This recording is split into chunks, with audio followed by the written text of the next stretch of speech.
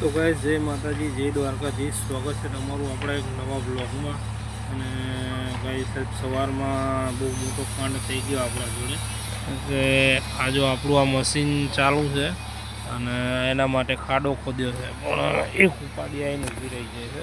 કેમ કે આ જો પેલું એક મશીન અહીં ચાલુ છે આપણું, અને આ બીજું મશીન છે એને આપણે અહીં લગાવવાનું હતું. પણ અહીં કણે જો આ પાણીની પાઇપલાઇન તૂટી જાય ને, તો એના હિસાબે અત્યારે બધું કામ અટવાઈ ગયું છે. કેમ કે પાણી બધે ફરી વળ્યું અને આ રેમ્પ બનાવ્યો ને રેમ્પે તૂટી ગયો. હવે અહીંથી મશીન ઉપર ચડાવવાનું છે, પણ મેળ આવે એવો નથી.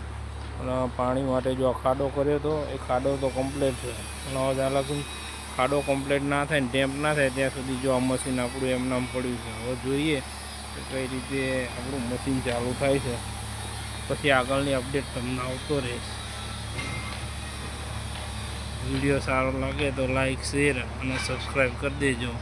અને તમે વિડીયો જુઓ તો લાઈક નહીં કરતા અને સબસ્ક્રાઈબ નહીં કરતા, તો એક વિનંતી કરું છું, સબસ્ક્રાઈબ કરી દેજો અને વિડીયો લાઈક કરી દેજો.